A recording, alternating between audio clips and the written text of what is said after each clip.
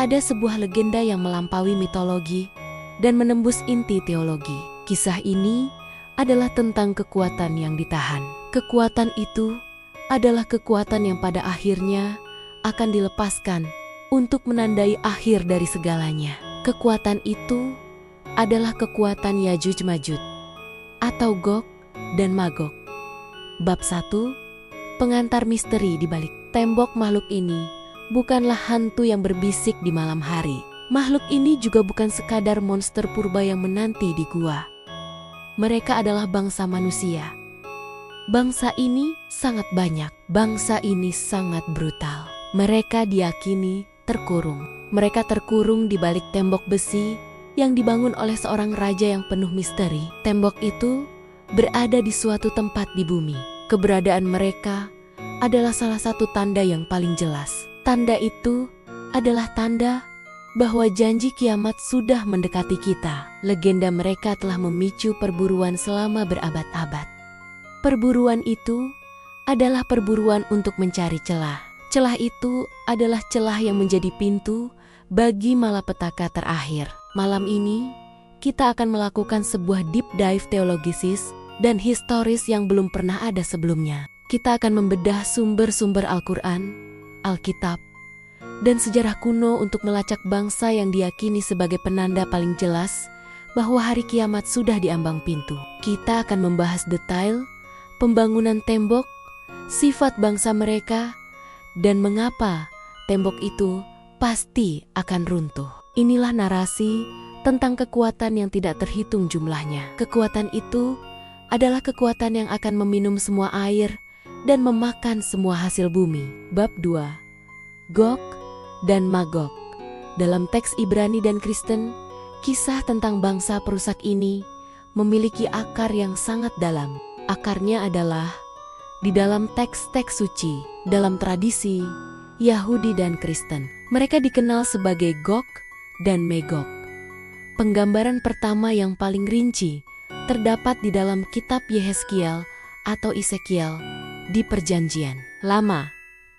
Nubuat ini ditulis di sekitar tahun 570 sebelum Masehi. Yehezkiel menggambarkan Gog sebagai pemimpin. Gog adalah pemimpin negeri Magog. Magog adalah lokasi geografis. Gog adalah pemimpin bangsa yang perkasa. Bangsa itu akan datang dari utara jauh. Bangsa itu akan datang untuk menyerang tanah Israel di akhir zaman. Nubuat ini memberikan konteks politik. Konteks itu adalah konteks ancaman dari suku-suku nomaden yang sering menyerbu. Gog dan Magog seringkali diinterpretasikan secara teologisis. Mereka diinterpretasikan sebagai simbol kekuatan anti Tuhan. Mereka adalah simbol kekuatan yang akan menguji kesetiaan umat manusia. Namun, banyak cendekiawan dan rabi yang bersikeras bahwa Gog dan Magog adalah bangsa yang nyata. Bangsa itu adalah bangsa yang akan bangkit di masa depan. Deskripsi Yehezkiel menekankan pada jumlah mereka yang tak terhitung. Mereka datang dengan kuda dan senjata. Kedatangan mereka akan menyebabkan kehancuran yang sangat besar. Bab 3. Yajuji Majuji. Dalam surah Al-Kahfi dan Al-Anbiya, dalam tradisi Islam, kisah ini diceritakan secara rinci di dalam surah Al-Kahfi atau Gua. Kisah itu diceritakan di dalam surah Al-Anbiya. Kedua surah ini memberikan fokus yang berbeda. Surah Al-Kahfi berfokus pada solusi Zulkarnain. Surah Al-Anbiya berfokus pada peristiwa pelepasan di akhir zaman. Al-Quran menguatkan narasi tentang jumlah mereka yang tak terhitung. Al-Quran menjelaskan bahwa mereka akan turun dari tempat-tempat yang tinggi. Mereka akan menimbulkan kekacauan. Mereka akan memenuhi bumi dengan kerusakan. Kisah ini berfungsi sebagai peringatan teologisis.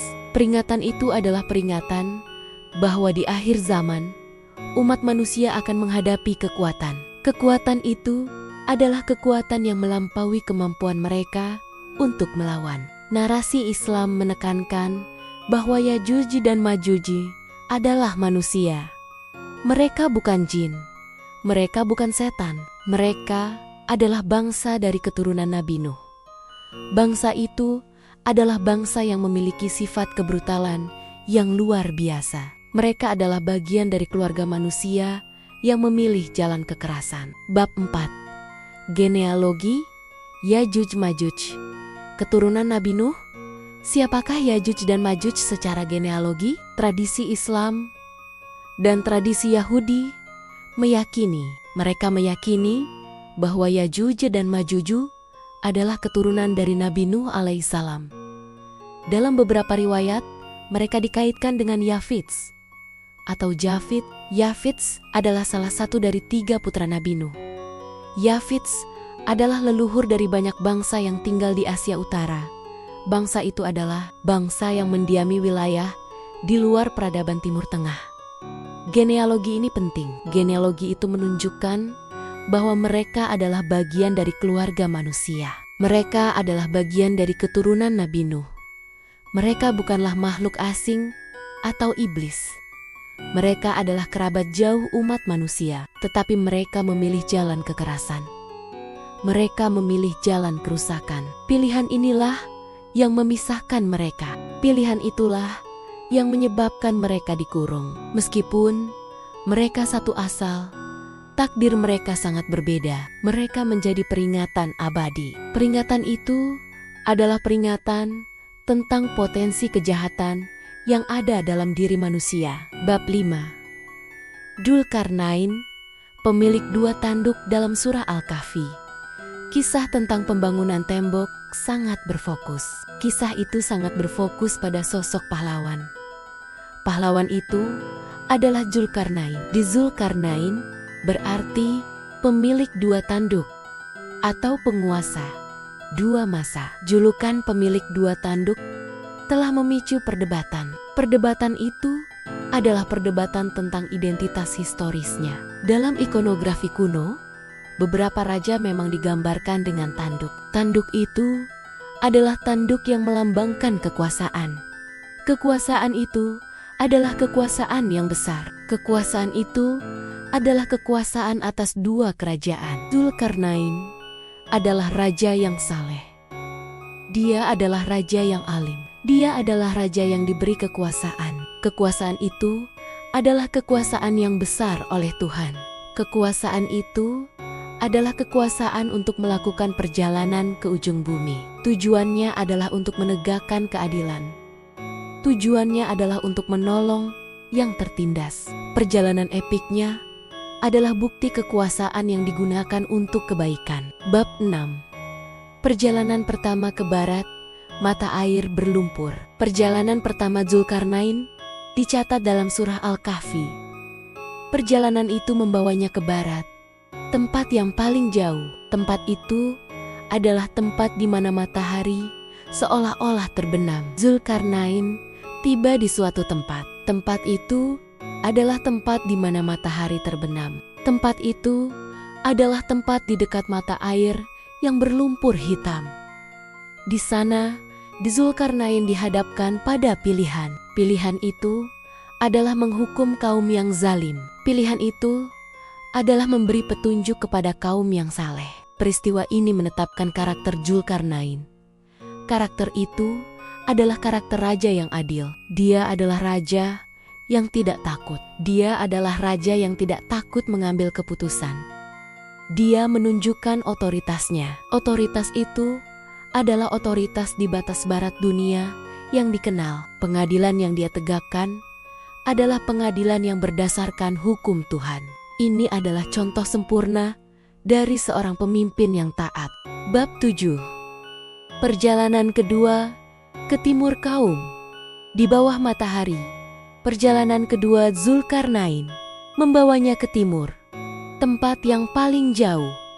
Tempat itu adalah tempat di mana matahari terbit. Di sini, Dzulkarnain menemukan kaum itu adalah kaum yang hidup dalam kondisi primitif. Kaum itu adalah kaum yang tidak memiliki perlindungan. Kaum itu tidak memiliki perlindungan dari panas matahari langsung. Mereka adalah kaum yang rentan. Dzulkarnain memberikan pertolongan. Dia memberikan pertolongan yang mereka butuhkan. Perjalanan ini melambangkan kekuasaan Dzulkarnain. Kekuasaan itu adalah kekuasaan yang meluas. Kekuasaan itu meluas hingga ke batas-batas wilayah timur.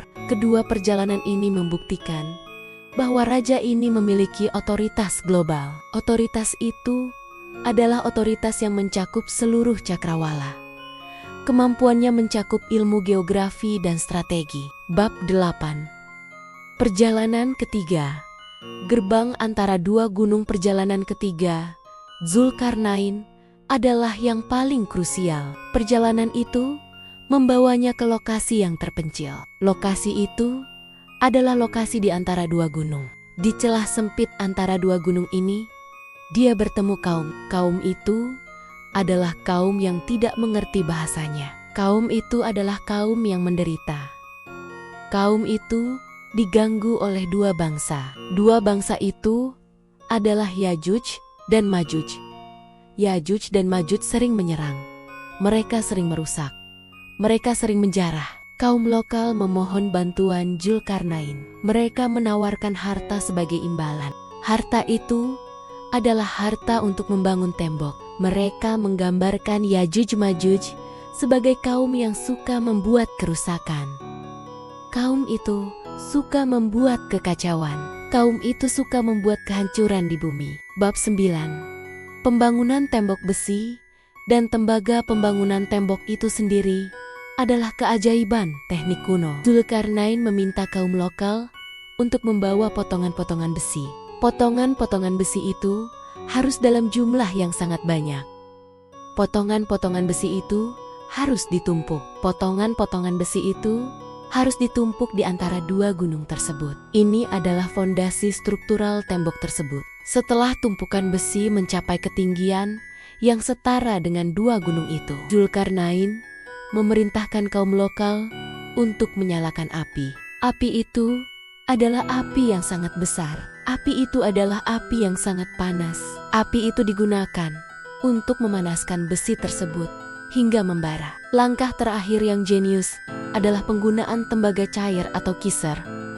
Tembaga cair itu dituangkan di atas besi yang membara. Tembaga cair berfungsi sebagai perekat. Tembaga cair juga berfungsi sebagai segel. Segel itu menutup semua celah. Segel itu membuat tembok itu menjadi satu balok logam yang padat dan sangat kuat. Bab 10. Nubuat dan waktu yang ditentukan. Tembok yang dibangun oleh Dzulkarnain ini memiliki batas waktu. Dzulkarnain sendiri memberikan nubuat. Nubuat itu adalah nubuat tentang keruntuhannya. Dia menyatakan bahwa tembok itu akan tetap berdiri. Tembok itu akan tetap kuat. Tembok itu akan tetap menjadi penghalang. Tembok itu akan menjadi penghalang hingga waktu yang ditentukan oleh Tuhan tiba. Tembok itu akan runtuh menjelang hari kiamat. Keruntuhan ini akan menjadi tanda. Tanda itu adalah tanda yang tidak dapat dibantah. Tanda itu adalah tanda bahwa akhir zaman sudah dekat. Tembok itu akan runtuh karena alasan tertentu. Itu adalah izin dari Tuhan. Setelah tembok itu runtuh, Yajuj dan Majuj akan dibebaskan. Mereka akan menyebar ke seluruh penjuru bumi. Mereka akan menyebabkan kehancuran yang sangat besar. Bab 11. Pencarian historis Gerbang Kaspia. Pencarian lokasi fisik tembok. Yajuj Majuj telah berpusat pada satu wilayah utama selama berabad-abad. Wilayah itu adalah Gerbang Kaspia atau Gerbang Darial di Pegunungan Kaukasus. Pegunungan Kaukasus adalah jalur alami. Jalur itu memisahkan Eropa dan Asia. Jalur itu adalah jalur yang sering digunakan oleh suku-suku nomaden dari utara. Jalur itu adalah jalur untuk menyerang wilayah selatan. Lokasi ini sangat cocok dengan deskripsi Al-Quran. Lokasi itu adalah lokasi antara dua gunung. Lokasi itu adalah lokasi di celah sempit. Secara historis, di wilayah ini memang ada tembok pertahanan yang besar. Tembok itu adalah tembok yang dibangun oleh peradaban Persia atau Sasania. Tembok itu adalah tembok untuk menahan serangan suku-suku barbar seperti bangsa Han dan Alans. Tembok itu adalah tembok yang memicu legenda Zulkarnain. Bab 12. Pencarian historis Tembok Derben. Di antara gerbang Kaspia, sebuah kota kuno menjadi fokus utama. Kota itu adalah Derben di Dagestan, Rusia modern. Derben dikenal sebagai gerbang besi. Kota ini memiliki sistem pertahanan yang sangat tua. Sistem pertahanan itu dibangun dari batu besar. Tembok ini membentang dari Laut Kaspia hingga ke pegunungan. Tembok ini berfungsi sebagai penghalang utama.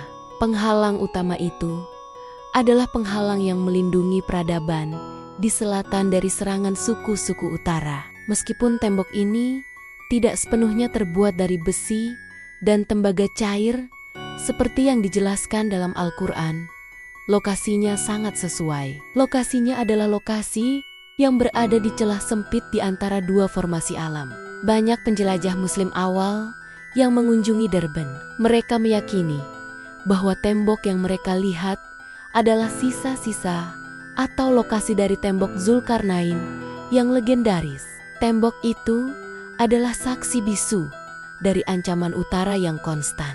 Bab 13. Identitas suku-suku nomaden. Siapakah Yajuj dan Majuj secara historis? Para sejarawan cenderung mengaitkan mereka dengan suku-suku nomaden yang mengancam peradaban di masa kuno. Bangsa-bangsa yang paling sering dikaitkan adalah suku Skythia, suku Han, atau suku Mongol. Bangsa-bangsa ini adalah bangsa yang datang dari utara atau timur. Mereka terkenal karena kebrutalan mereka. Mereka terkenal karena kecepatan mereka dalam menjarah. Mereka terkenal karena jumlah mereka yang sangat besar. Mereka adalah ancaman yang konstan bagi kekaisaran Romawi, Persia, dan Cina. Misalnya, suku Han yang dipimpin oleh Attila, mereka menyebabkan kerusakan yang meluas di Eropa. Suku-suku ini datang seperti air bah. Mereka tidak terhitung jumlahnya. Perilaku mereka sangat sesuai dengan deskripsi Yajuj Majuj. Deskripsi itu adalah deskripsi sebagai bangsa yang suka merusak. Deskripsi itu adalah deskripsi sebagai bangsa yang tidak dapat dihentikan. Bab 14. Perilaku yang merusak kebrutalan bangsa. Deskripsi tentang sifat Yajuj dan Majuj sangat konsisten dalam semua sumber agama. Mereka adalah bangsa yang tidak memiliki moralitas. Mereka adalah bangsa yang tidak memiliki hukum. Mereka hidup untuk menjarah. Mereka hidup untuk menghancurkan. Mereka akan mengonsumsi semua sumber daya. Sumber daya itu adalah sumber daya di jalur yang mereka lewati. Mereka akan meminum semua air danau. Mereka akan memakan semua hasil panen. Mereka akan meninggalkan gurun. Gurun itu adalah gurun di belakang mereka. Kehadiran mereka adalah kehampaan. Kehadiran mereka adalah akhir dari kehidupan beradab. Mereka juga digambarkan sebagai bangsa yang tidak memiliki belas kasihan. Kekuatan mereka terletak pada kekejaman. Kekuatan mereka terletak pada ketidaktertiban. Mereka adalah antitesis dari mata atau tatanan kosmik yang saleh. Mereka hanya tertarik pada pemenuhan naluri primitif. Bab 15. Sifat fisik rata-rata dan jumlah, meskipun banyak riwayat yang melebih-lebihkan. Deskripsi fisik Yajuj dan Majuj biasanya menekankan pada dua hal, jumlah dan kecepatan. Mereka adalah bangsa yang memiliki tinggi badan rata-rata. Mereka adalah bangsa yang memiliki wajah lebar. Mereka memiliki mata kecil. Mereka memiliki rambut berwarna merah atau kekuningan. Mereka juga digambarkan sangat berbulu. Ciri-ciri ini secara kasar mengarah pada suku-suku Asia Tengah yang tinggal di utara. Namun, yang paling mengerikan adalah jumlah mereka. Mereka akan datang seperti belalang. Mereka akan memenuhi setiap bukit. Mereka akan memenuhi setiap lembah. Dikatakan bahwa jumlah mereka melebihi jumlah semua manusia. Mereka adalah kekuatan alam. Kekuatan itu adalah kekuatan yang tidak dapat dilawan oleh manusia. Mereka adalah tsunami manusia. Bab 16. Nubuat keruntuhan pekerjaan harian. Al-Quran memberikan detail tentang perjuangan Yajuj dan Majuj. Setiap hari, Mereka bekerja keras. Mereka bekerja keras untuk menghancurkan tembok. Mereka melubungi tembok hingga hampir tembus. Namun, di penghujung hari, pemimpin mereka akan berkata, "Mari kita lanjutkan pekerjaan ini besok, insya Allah." Karena mereka mengucapkan, "Insya Allah," atau jika Tuhan menghendaki, Tuhan akan mengembalikan tembok itu seperti semula. Mereka harus memulai pekerjaan dari awal lagi keesokan harinya. Siklus kegagalan ini berlangsung selama berabad-abad. Ini adalah simbol dari penangguhan. Penangguhan itu diberikan oleh Tuhan. Tembok itu tidak runtuh karena kekuatannya sendiri. Tembok itu runtuh karena izin Tuhan. Bab 17. Kunci keruntuhan melupakan kata suci. Siklus kegagalan Yajuj Majuj untuk menembus tembok berlangsung lama. Siklus itu adalah siklus yang sangat panjang. Siklus itu adalah bukti kesabaran Tuhan. Namun, suatu hari yang telah ditentukan, siklus itu akan berakhir. Keruntuhan tembok itu akan terjadi karena kelalaian. Kelalaian itu adalah kelalaian yang fatal. Di penghujung hari, ketika mereka hampir berhasil menembus tembok, pemimpin mereka akan memerintahkan mereka. Pemimpin itu akan memerintahkan mereka untuk berhenti bekerja. Pemimpin itu akan lupa mengucapkan kata insya Allah. Dia akan berkata, "Mari kita lanjutkan pekerjaan ini besok." Tanpa pengakuan terhadap kehendak Tuhan, perlindungan spiritual atas tembok itu akan hilang. Keesokan harinya, ketika mereka kembali, mereka akan menemukan tembok itu. Tembok itu tidak kembali utuh. Tembok itu masih memiliki lubang. Lubang itu adalah lubang yang sangat besar. Celah itu adalah celah itu cukup besar untuk mereka tembus. Inilah tanda yang jelas. Tanda itu adalah tanda bahwa waktu mereka telah tiba. Waktu itu adalah waktu pelepasan yang tak terhindarkan. Bab 18. Pelepasan tsunami manusia. Setelah celah itu terbuka, Yajuj dan Majuj tidak perlu waktu lama. Mereka akan merobohkan sisa tembok itu. Mereka akan segera membebaskan diri. Pelepasan mereka akan menjadi peristiwa yang menakutkan. Peristiwa itu adalah peristiwa yang belum pernah disaksikan bumi. Mereka akan menyebar. Mereka akan menyebar ke seluruh penjuru bumi. Mereka bergerak cepat. Kecepatan mereka tidak dapat dibayangkan. Jumlah mereka adalah tsunami. Tsunami itu adalah tsunami yang terbuat dari daging dan darah. Mereka akan turun dari tempat-tempat yang tinggi. Mereka akan memenuhi daratan. Mereka adalah bangsa yang sangat primitif. Mereka adalah bangsa yang didorong oleh naluri. Naluri itu adalah naluri untuk mengonsumsi. Naluri itu adalah naluri untuk menghancurkan. Mereka akan segera menguasai jalur-jalur utama. Mereka akan segera menguasai sumber-sumber daya. Bab 19. Ancaman air. Danau Tiberius. Salah satu deskripsi yang paling spesifik tentang konsumsi Yajuj Majuj adalah nasib Danau Tiberius. Danau Tiberius terletak di Palestina. Danau itu adalah sumber air tawar yang vital. Riwayat mengatakan bahwa ketika gelombang pertama Yajuj Majuj tiba di Danau Tiberius, mereka akan meminum semua air danau itu. Mereka meminum air danau hingga kering. Ketika gelombang kedua tiba, mereka hanya akan menemukan air. Air itu adalah air yang tersisa. Air itu adalah air yang berlumpur. Gelombang ketiga tidak akan menemukan apa-apa. Danau itu akan menjadi kering total. Peristiwa ini menunjukkan skala bencana. Skala bencana itu adalah skala bencana yang melampaui imajinasi. Mereka tidak hanya haus, mereka haus dalam jumlah yang tak terbayangkan. Konsumsi mereka akan memicu krisis. Krisis itu adalah krisis kelaparan dan kehausan global. Bab 20. Tsunami manusia menyebar ke bumi. Penyebaran Yajuj dan Majuj terjadi secara simultan. Mereka akan memenuhi setiap bukit. Mereka akan memenuhi setiap lembah. Mereka datang dari segala arah. Tidak ada tempat yang aman. Mereka akan melintasi sungai-sungai besar. Mereka akan mengeringkan sungai-sungai itu. Mereka akan menghancurkan hasil panen. Mereka akan menjarah kota-kota. Tujuan mereka bukan untuk membangun.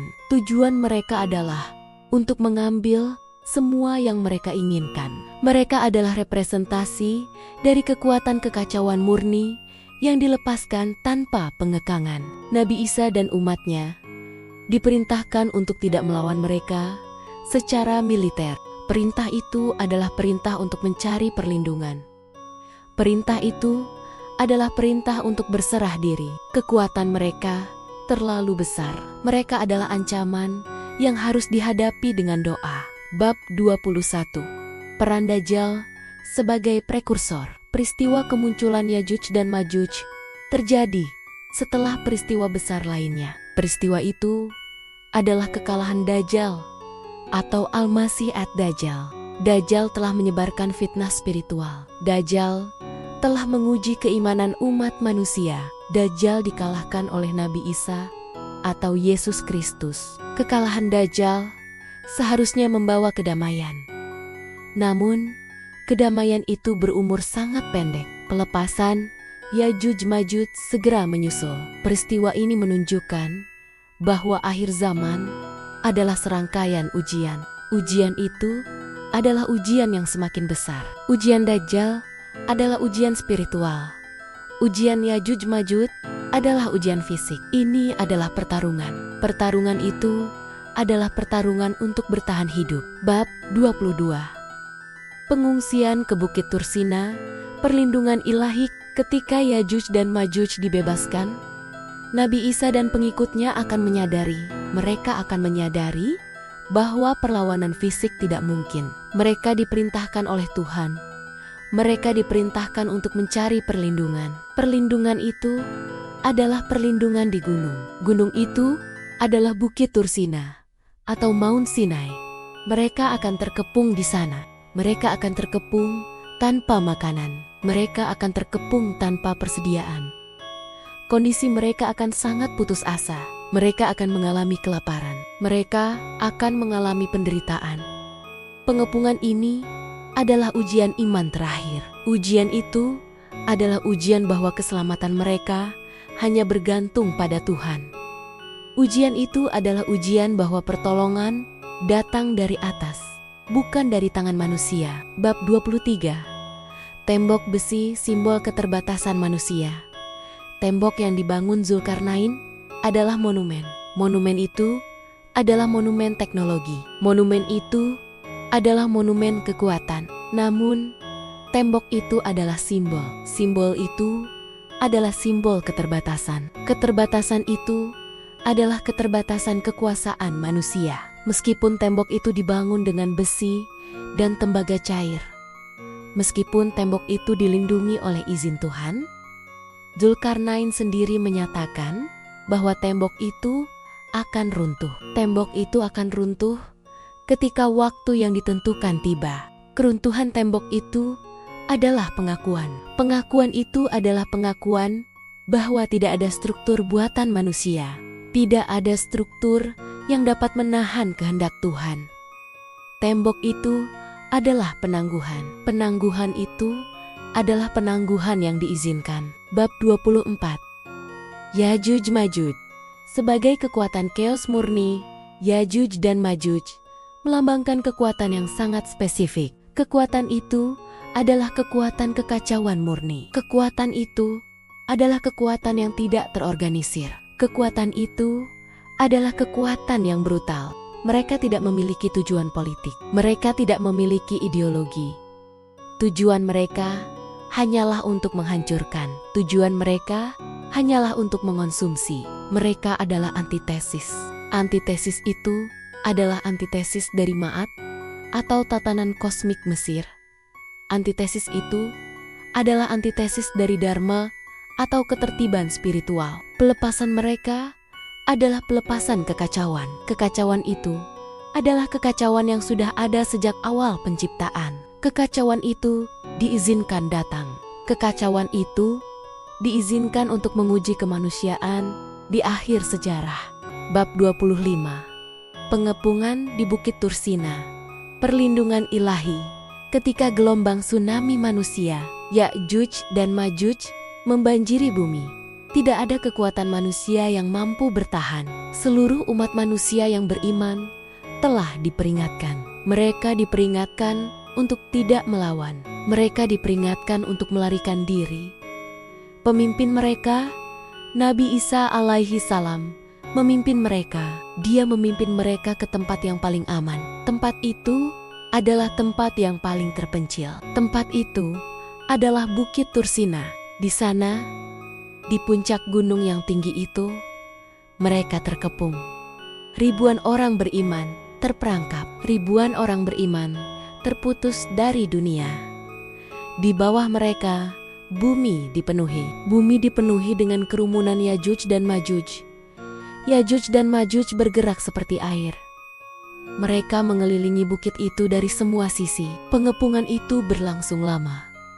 Persediaan makanan mereka menipis. Kondisi mereka menjadi sangat menyedihkan. Pengepungan ini adalah ujian. Ujian itu adalah ujian yang jauh lebih besar daripada ujian Dajjal. Ini adalah ujian kelaparan. Ini adalah ujian keputusasaan. Mereka terpaksa memakan daun dan tanaman.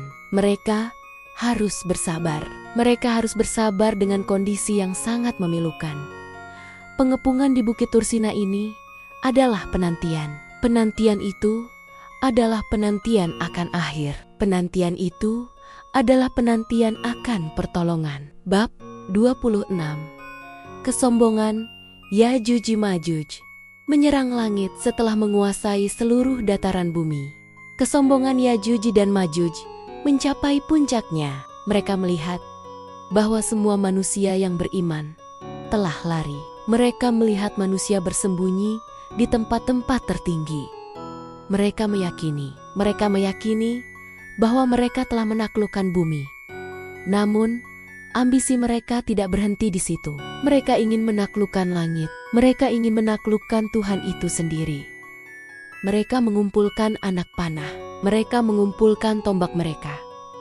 Mereka mengarahkan senjata-senjata itu ke atas. Mereka mengarahkan senjata-senjata itu ke langit. Mereka menembakkan senjata-senjata itu. Mereka menembakkan senjata itu sebagai simbol. Simbol itu adalah simbol pemberontakan mereka terhadap Pencipta. Mereka ingin menunjukkan bahwa tidak ada kekuatan yang lebih tinggi daripada kekuatan mereka. Ini adalah puncak kesombongan yang akan segera dihukum. Tuhan mengizinkan panah-panah itu kembali ke bumi.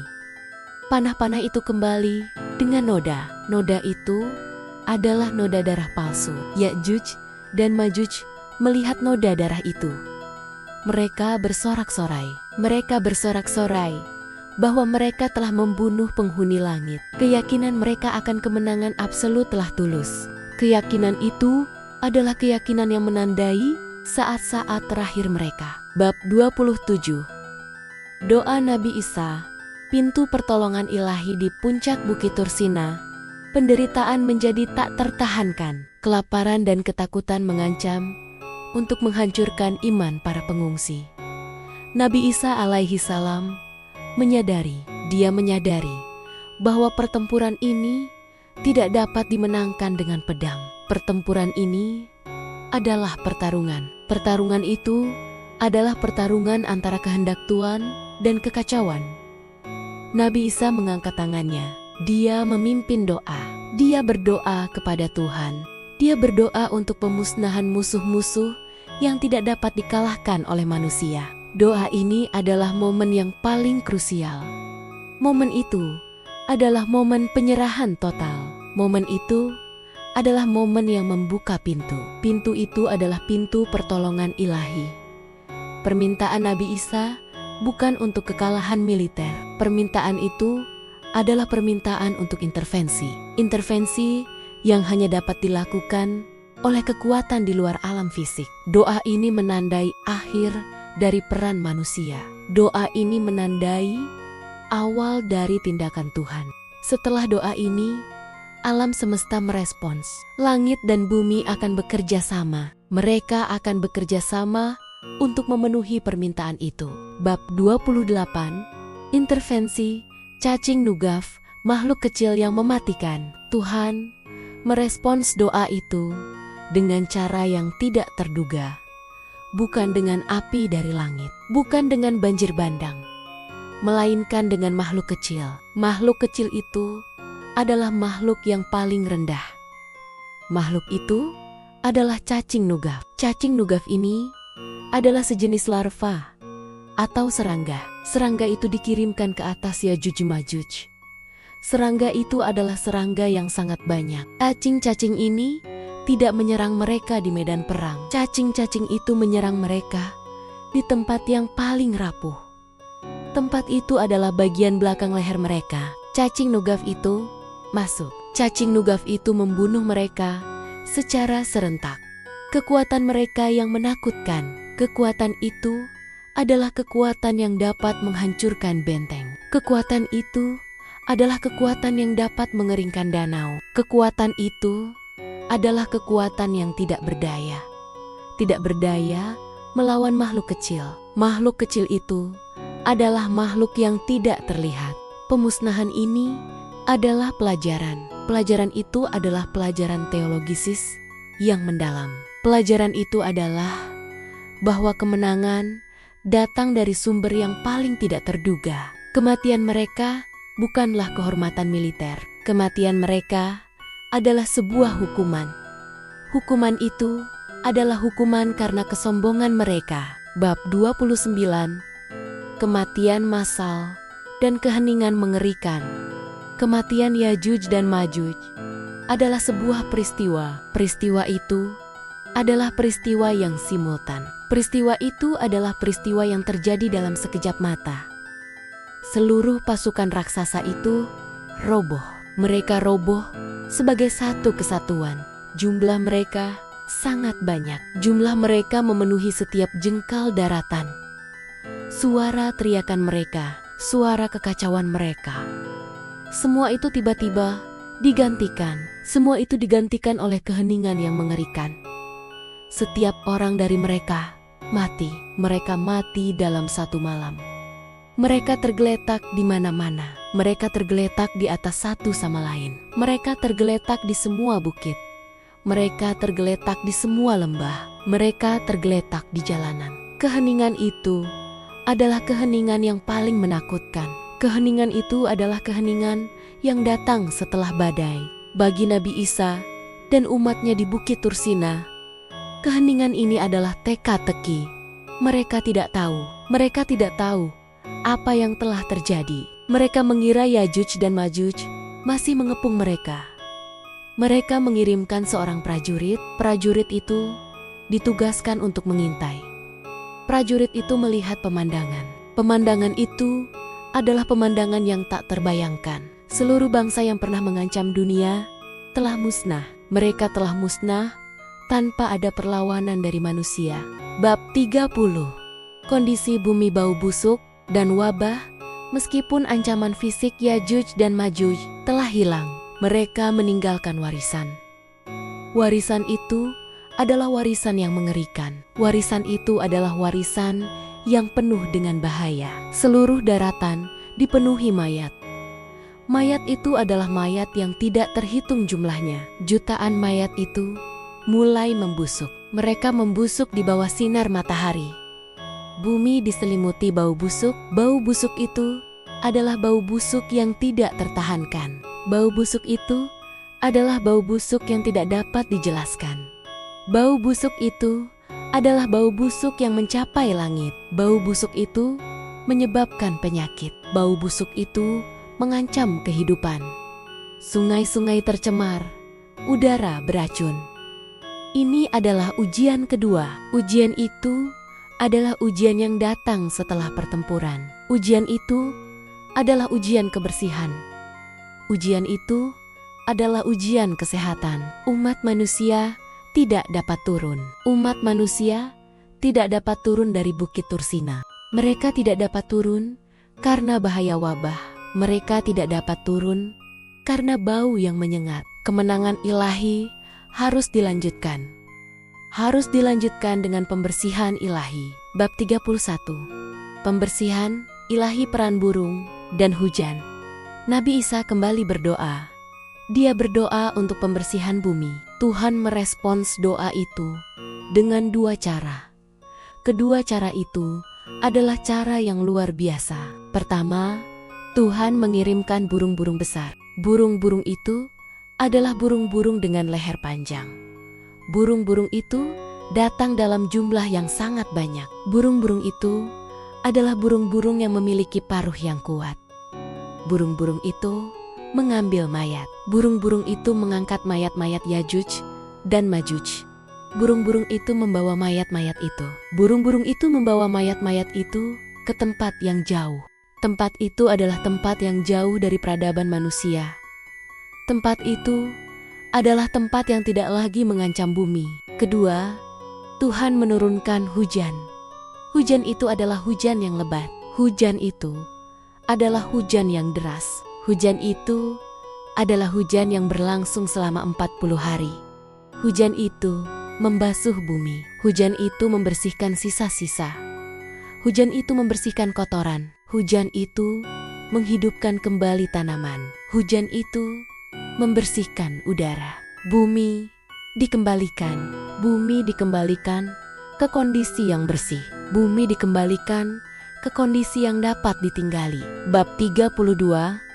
Masa damai dan kemakmuran besar. Setelah pembersihan ilahi, Nabi Isa dan umatnya turun. Mereka turun dari Bukit Tursina. Mereka menemukan bumi. Mereka menemukan bumi yang telah diperbarui. Masa setelah kehancuran Yajuj Majuj adalah masa damai. Masa itu adalah masa damai dan kemakmuran yang belum pernah terjadi sebelumnya. Masa itu adalah masa yang disebut sebagai zaman emas terakhir. Bumi akan mengeluarkan berkah. Bumi akan mengeluarkan buah-buahan. Buah-buahan itu memiliki rasa yang manis. Buah-buahan itu memiliki gizi yang melimpah. Panen akan berlimpah ruah. Tidak akan ada lagi permusuhan. Tidak akan ada lagi peperangan. Umat manusia hidup dalam kedamaian. Umat manusia hidup dalam kasih sayang. Mereka hidup di bawah pemerintahan Nabi Isa. Pemerintahan itu adalah pemerintahan yang adil. Pemerintahan itu adalah pemerintahan yang berdasarkan kebenaran. Pedang akan ditempa kembali. Pedang itu akan menjadi mata bajak. Busur akan menjadi peralatan bertani. Ini adalah penutupan yang bahagia. Penutupan itu adalah penutupan yang diberikan kepada orang-orang beriman. Penutupan itu adalah penutupan sebelum dimulainya hari kiamat yang sesungguhnya. Bab 33. Interpretasi modern Yajuj Majuj geopolitik. Setelah kita membahas kisah teologisis dan eskatologis Yajuj dan Majuj, penting untuk memahami bagaimana bangsa ini diinterpretasikan di era modern. Di zaman sekarang, banyak ahli tafsir dan analis geopolitik menyarankan. Mereka menyarankan bahwa Yajuj Majuj tidak harus berupa suku bangsa yang spesifik. Mereka tidak harus berupa suku bangsa yang tinggal di balik tembok besi. Yajuj Majuj bisa jadi adalah simbol. Simbol itu adalah simbol kekuatan global. Simbol itu adalah simbol kekuatan global yang merusak. Kekuatan itu adalah kekuatan yang bertindak tanpa moral. Kekuatan itu adalah kekuatan yang bertindak tanpa pengekangan spiritual. Beberapa interpretasi modern mengaitkan Yajuj Majuj. Interpretasi itu mengaitkan mereka dengan bangkitnya kekuatan besar. Kekuatan besar itu adalah kekuatan yang sangat kuat. Kekuatan itu adalah kekuatan yang sangat banyak. Kekuatan itu adalah kekuatan yang beroperasi dengan naluri.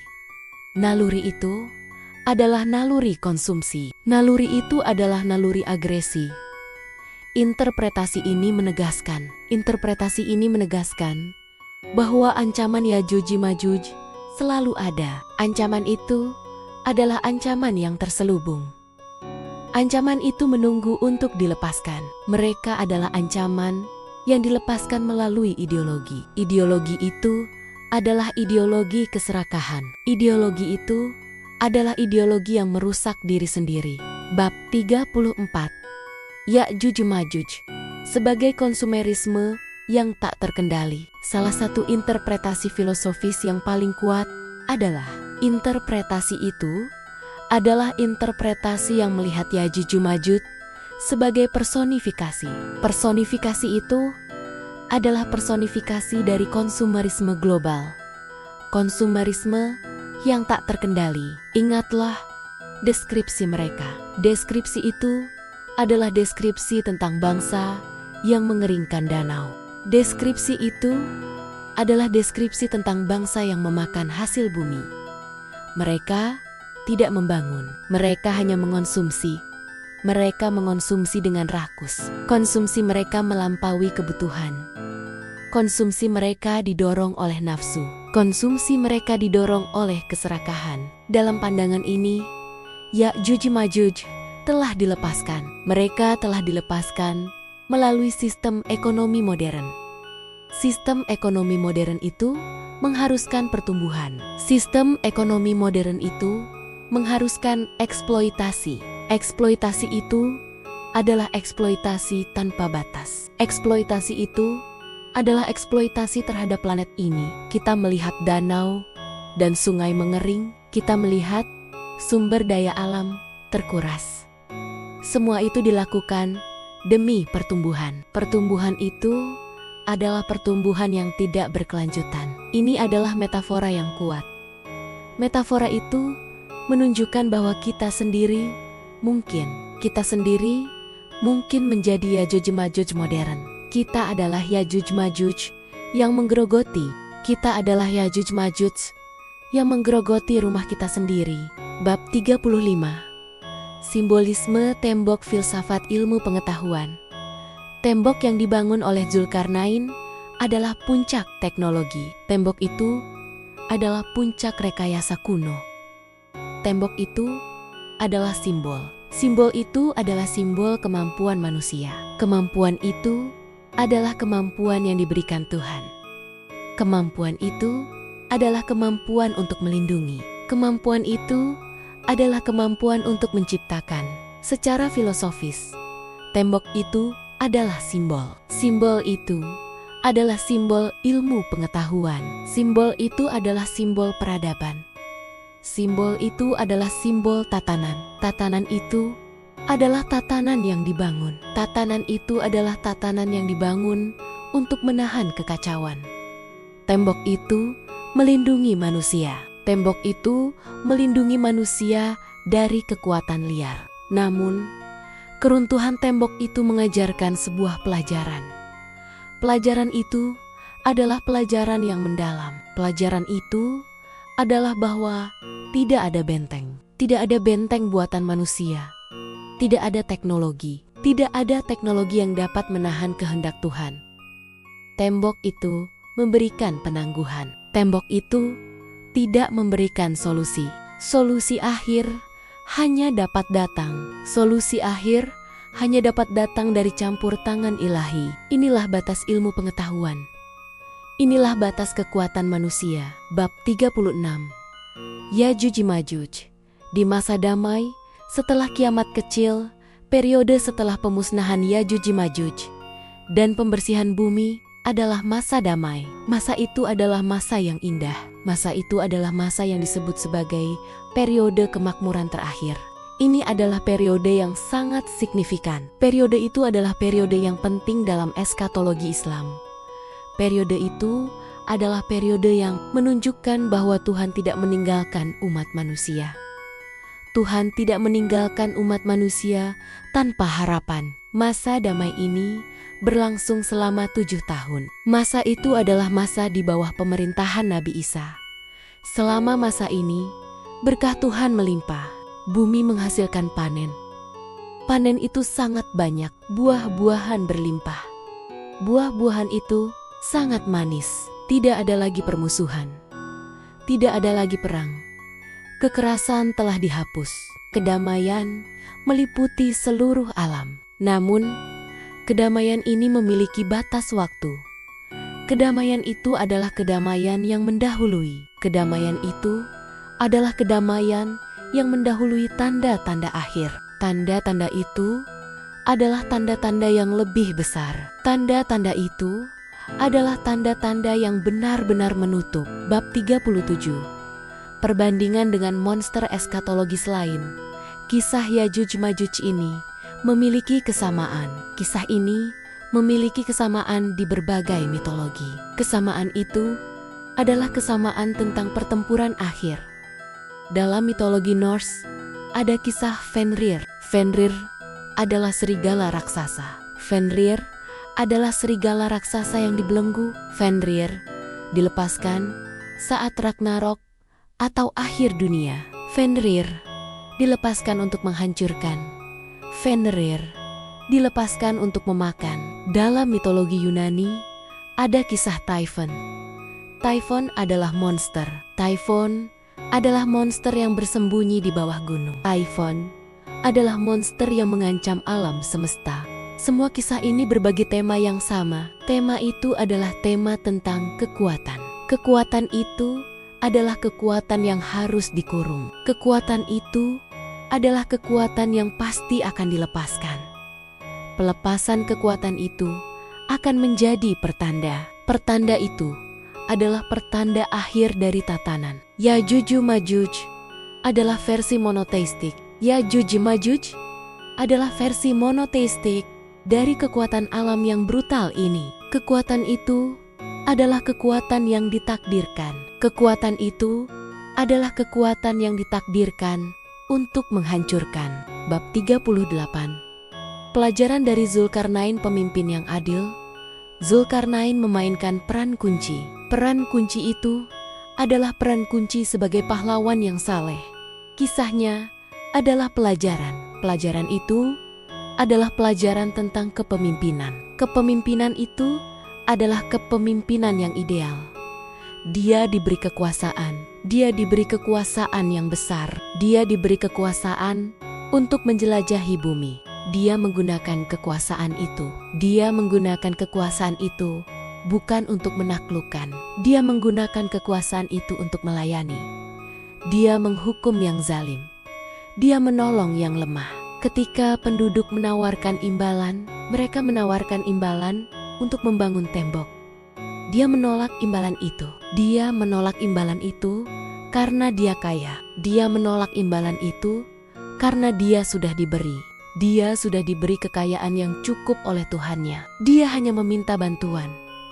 Dia hanya meminta bantuan fisik. Ini adalah model kepemimpinan. Model kepemimpinan itu adalah model kepemimpinan yang didorong. Model kepemimpinan itu didorong oleh keikhlasan. Model kepemimpinan itu didorong oleh keadilan. Bab 39. Peringatan Yajuj Majuj. Puncak keterbatasan manusia. Kisah Yajuj Majuj adalah peringatan yang kuat. Peringatan itu adalah peringatan yang bersifat ganda. Pertama, itu adalah peringatan spiritual. Peringatan itu adalah peringatan bahwa kejahatan terbesar itu mungkin tidak terlihat. Kejahatan terbesar itu adalah kejahatan yang terkurung. Kejahatan terbesar itu menunggu saatnya. Kejahatan terbesar itu menunggu saatnya untuk keluar. Kedua, itu adalah peringatan filosofis. Peringatan itu adalah peringatan bahwa ada batas. Ada batas untuk apa yang dapat dilakukan manusia. Tembok itu hanya penangguhan. Tembok itu bukanlah solusi. Tembok itu akan runtuh. Solusi dan keselamatan akhir hanya dapat dicapai. Solusi dan keselamatan akhir hanya dapat dicapai melalui campur tangan ilahi. Ketika Yajuj Majuj keluar, manusia harus berlindung. Mereka tidak boleh melawan. Ini adalah pelajaran kerendahan hati. Pelajaran kerendahan hati itu adalah pelajaran di hadapan kekuasaan Tuhan. Bab 40. Penutupan dan pesan abadi. Kisah Yajuj Majuj atau Gog dan Magog adalah narasi yang kompleks. Narasi itu adalah narasi yang mencakup sejarah. Narasi itu mencakup teologi. Narasi itu mencakup spekulasi. Mereka melambangkan ancaman. Ancaman itu adalah ancaman yang selalu ada. Ancaman itu adalah ancaman kerusakan. Ancaman itu adalah ancaman kekacauan. Ancaman itu menunggu di gerbang dunia kita. Tembok besi itu adalah simbol. Simbol itu adalah simbol iman. Simbol itu adalah simbol harapan. Simbol itu adalah simbol bahwa Tuhan telah menangguhkan kehancuran untuk umat manusia. Namun, pesan terakhirnya sangat jelas. Tembok itu akan runtuh. Ketika tembok itu runtuh, semua yang ada di bumi akan diuji. Semua akan diuji oleh kekuatan. Kekuatan itu adalah kekuatan yang tak terhitung jumlahnya. Kekuatan itu adalah kekuatan yang rakus. Ini adalah kisah tentang penutupan. Penutupan itu adalah penutupan peradaban. Penutupan itu adalah penutupan sejarah. Ini adalah kisah tentang akhir. Mereka adalah kisah tentang kesombongan. Kesombongan yang dihukum. Kisah itu adalah kisah tentang kekacauan. Kekacauan yang dikontrol oleh rahmat Tuhan. Kisah ini adalah kisah yang menjanjikan. Janji itu adalah janji kehancuran. Janji itu adalah janji pemulihan. Pelajaran terakhir dari Yajuj Majuj bukanlah tentang tembok.